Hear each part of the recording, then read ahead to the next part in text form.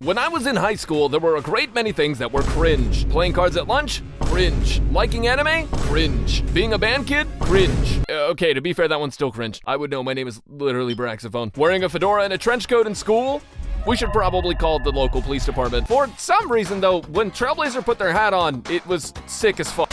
3/5 of their kit is basically useless, but you'll be glad to know that 2/5 of their kit is absolutely incredible. And today I'm going to be teaching you how to build and play them, featuring some early access footage of Boothill on the Creator Experience server as well, so that you can have the most up-to-date info on how they work. My name is Braxophone, and let's talk about Harmony Trailblazer.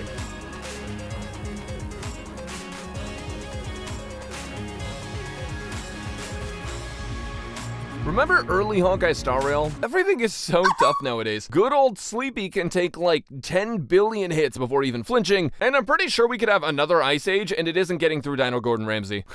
I can't catch a break. Good thing this video is sponsored by Super Break. It's like normal break, except super. And actually, not like normal break at all. Super Break is the newest, hottest form of damage that takes the toughness gauge you would normally break and dishes out damage proportionate to that toughness, with added multipliers based on your level and break effect. I know my videos aren't like super serious most of the time, but it's time to get serious. The amount of damage you deal is based on how much toughness bar you break, meaning that characters like Rule and May or buffs like break efficiency can increase your super break damage. Now for some reason they don't actually explain how this works in game, like at all. If you break an enemy's toughness with one hit, any leftover toughness break won't actually count towards a super break. However, if you have multiple instances of damage that break gauge, the ones after the break will count. So something like Shurei Ultimate won't actually get any super break if the bar isn't already broken, but characters with bounce skills like Welt, Asta, and Harmony MC, and characters with multiple break instances like Danheng Imbibitor Lune, level 3 basic attack, all can proc super break damage in the same attack that they break the bar with. For break teams, this is super important to know since you can lose a huge portion of your damage by using abilities at the wrong time. Okay, serious talk over.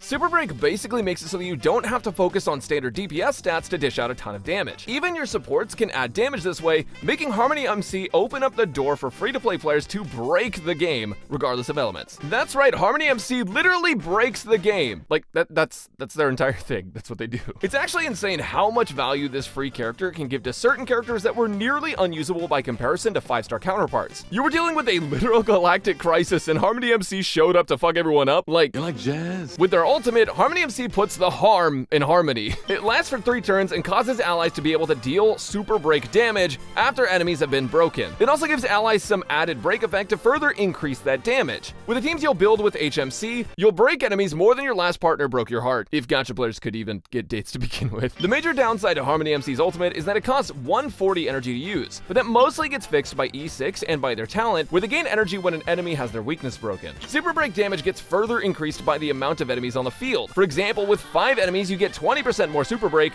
and with 1 enemy, you become a Super Saiyan God. Harmony MC also delays enemy actions by 30% when you break an enemy, and when using their skill, the first hit of damage has double toughness reduction, giving you higher super break damage and just more toughness to break in general. Lastly, Harmony MC's technique gives your allies break effect for 2 turns, meaning you basically always want to use it. The rest of Harmony MC's kit is pretty insignificant, with their basic attack being a regular basic attack, and their skill defying the laws of everything you know, because how the fuck did they do that with a hat? Harmony MC can technically be a skill point positive or negative character, but ideally you use their skill since it has a ton of break value and gives you more energy back. Since their ultimate lasts for 3 turns and decreases at the start of every Trailblazer turn, you can get this up 100% of the time, especially after getting Eidolons. Eidolon 1 is going to give Harmony Trailblazer a skill point back after their very first skill, which is nice for the first cycle since it can guarantee max energy gains and buffs. E2 is going to increase Harmony Trailblazer's energy regen by 25% though for the first 3 turns, which helps you get their ultimate up quickly for the first 2 uses.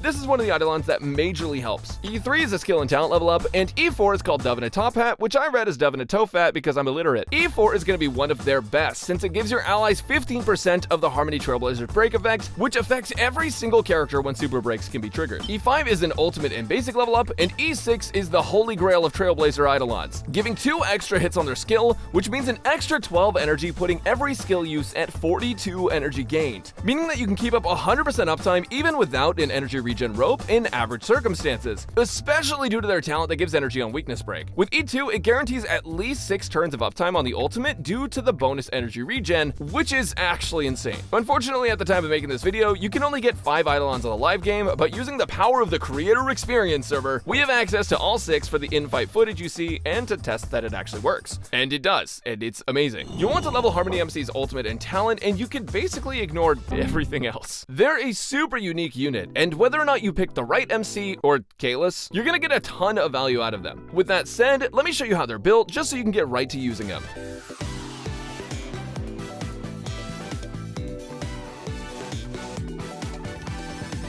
I'm a support, but yeah, I don't know. Acheron was probably one of the best pulls any player could have ever made, assuming they were willing to invest in the character and other supports. With that said, Dr. Ratio is another example of a great character to invest in, because one unit's trash is another unit's treasure. Something Watchmaker's Legacy set gives you a break effect bonus on the 2-piece and all allies break effect bonus on ultimate use. It's the best go-to set for Harmony Trailblazer since it'll increase their super break damage, their break effect share, and also help your team's break effect increase, which affects their super break damage as well. Other relics you could use are a mix of the Thief set you might have lying around and 2-piece Messenger for some speed. For planar sets, you can finally actually use Talia to get a ton of break. The speed requirement is pretty high, but it doesn't really matter because that's the only substat you need on Trailblazer aside from break effect. Alternatively, you can also use Penacony or Von Walk for energy. For stats, since super break damage only needs break effect, you don't really care about most of your main stats. I'd recommend going with HP or defense on your chest piece, speed on your boots,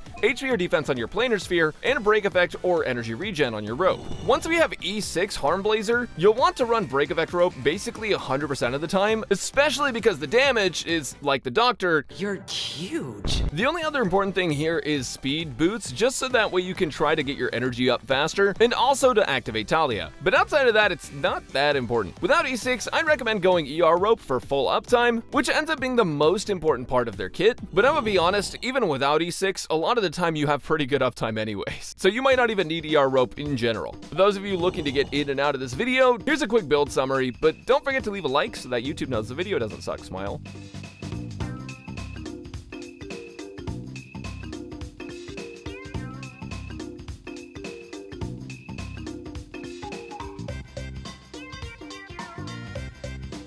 From what Mother told us in the latest story quest, light cones are said to have memories imprinted on them. For example, when you look at my light cone, you'll see a memory of a dead game. Speaking of regretful memories of the past fits Harmony Trailblazer perfectly, due to the insane amount of break effect it gives at S5, and also the energy you can get back on your basic attack. More break effect is more to share with the team, and more personal damage. And along the same vein as that light cone, if you don't have it, something like meshing cogs works when you're a bit short on skill points, but still want to have decent energy generation. Especially since Harmony MC's stats are more pointless than 80% of the R&R questline. Most Harmony light cones will be fine, but what you'll look for from now into the future are light cones that give break effect and or energy regen, since you want to try and have 100% uptime on their ultimate. Without it, they do lose most of their value. And technically speaking, you can use Ruan May's light cone if you have an extra one, and Dance Dance Dance if you're trying to do funny cycle shenanigans.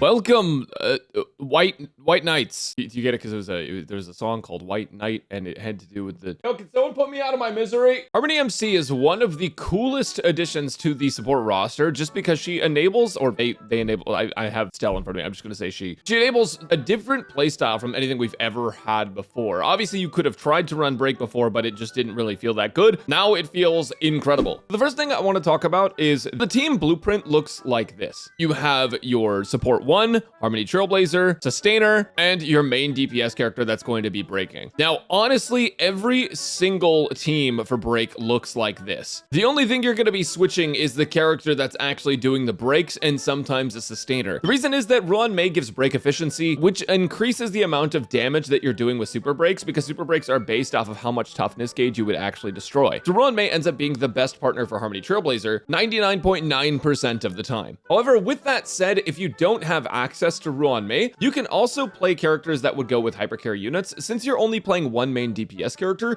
you could play Sparkle, you could play Bronya, you could even play Robin, who has the action forward. You're not necessarily playing these characters for all the other buffs they give, you're just playing them for the action forward and to get more attacks, which is more super break damage overall. And Ruan-mei is going to be the best partner for this, but Robin, Bronya, and Sparkle can also be okay. And if you're playing someone like Shui, actually, Robin and Bronya and Sparkle end up being a little bit better just because you can build her with crit and with break. I'd say do that with boothill too, but boothill stats are very, very low. I guess what I'm saying is that, like, they're not negligible stats, you just want the action forward the most. Now, who are other characters you can play in break teams? Well, if you don't have an action forward character, Silverwolf ends up being pretty good because she can apply weaknesses, which will help you with whatever your main carry is, just applying that weakness. But also she gives defense shred, which is just universally good across the team. And on top of that, you can build her with break, and she ends up doing a pretty solid amount of break damage. Because she's able to implant that weakness, if she implants like quantum weakness, then that break becomes a lot more valuable. Plus you have her whole technique, which breaks a lot of the enemy team. The reason Gallagher is so valuable is because he's a break effect scaling healer, which means that whenever you get super breaks with Gallagher, he's actually adding a pretty significant amount of damage, especially for a sustainer. Like, if you guys thought that Adventurine's follow-up damage was decent, bro is literally going to be hitting like 50k whenever he basic attacks. And lastly, we have Welt, who I actually think works as a pretty solid sustainer against imaginary weak enemies with super break teams. Now, the reason is because break effect will actually extend the length of the imprisonment from getting imaginary break, and it's going to increase the damage and help with super break damage. And Welt also has a bounce skill, which means he has a lot of opportunities to activate super break damage and dish out pretty high damage. As long as you hold on to his ultimate until right after enemies break free, Welt can actually be an okay sustainer. I would recommend, if you're going to do this though, playing Ruan-mei and only using it into imaginary weak enemies. As for other damage dealers you can use with Harmony MC, Shui is going to be the best one aside from boothill, and honestly, even with boothill, I still really like playing Shui because she's so cool, dude. Just 2 daggers, oh my god. But Susong did get a little bit of a buff here, since she is a character that has always been able to play around break effect, but it's never been like a super consistent thing for her. Now she has a lot of opportunities to break, she does a lot of physical break, and she gets break effect with her E4. This is basically budget, but really fucking cute boothill. And lastly, I did want to mention Luca, just because he's a character that I think a lot of people really like, but haven't really found a use for outside of Kafka teams. He and Susong are